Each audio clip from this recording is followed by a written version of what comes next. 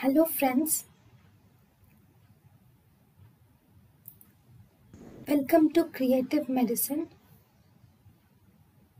In this lecture, we will learn about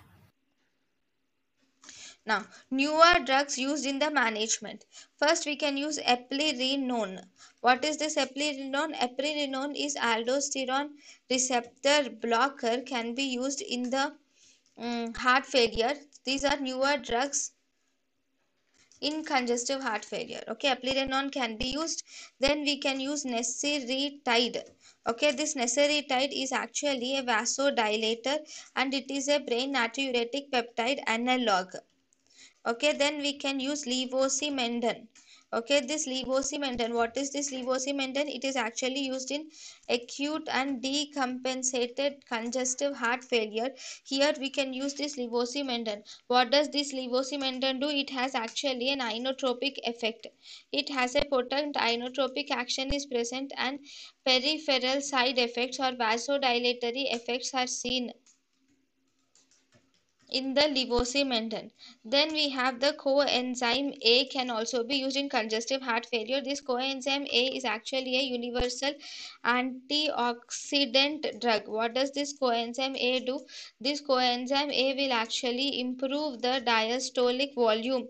It will improve the diastolic volume and also it will also improve the ejection fraction in congestive heart failure patients.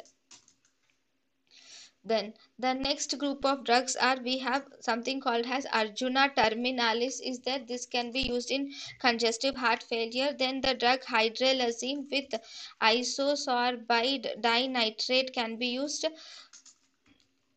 Then we have istaroxim.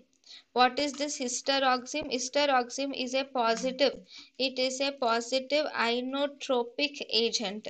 Okay, this istaroxim is a positive inotropic agent and it will mediate through mainly it inhibits. Okay, it inhibits the sodium potassium ATPase and thus it has an action. Then the next drug is, we have sildenafil. What does this sildenafil do? This sildenafil is a phosphodiesterase 5 inhibitor. Okay, this is a phosphodiesterase 5 inhibitor. It is mainly used for, this is a phosphodiesterase 5 inhibitor and it can be used in pulmonary artery hypertension. It can be used in pulmonary artery hypertension. And this sildenafil also increases the nitric oxide and also cyclic GMP, thus causing muscle relaxation.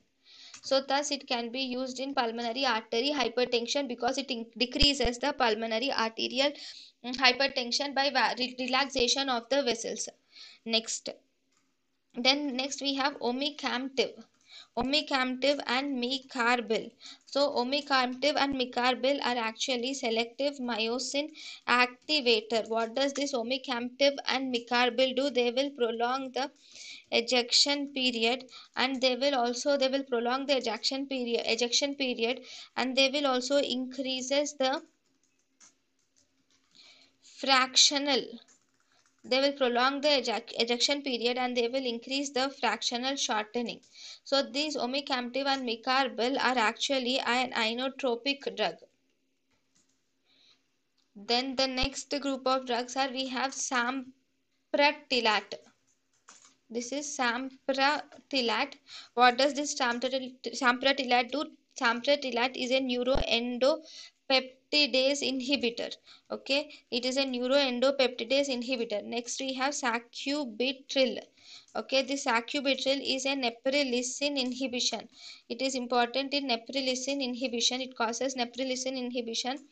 So this sacubitril, the side effects of sacubitril will actually decrease the blood pressure and they will increase the potassium and they will also cause angioedema and renal failure. Then we have ivabradine. Ivabradine will reduce the heart rate. Then we have ularitide also. Now, among all these, if you see, necseritide has an important thing. Okay, 1 minute.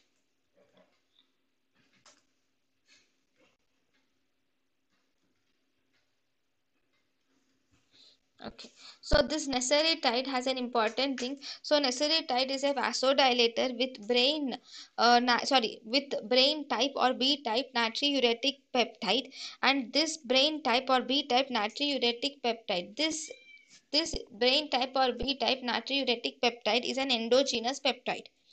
So what does this do? This, by causing vasodilatation, it will lower the left ventricular filling pressure, and thus this necessary tide will improve the symptoms in a patient with or during the treatment of congestive heart failure. It will improve the symptoms.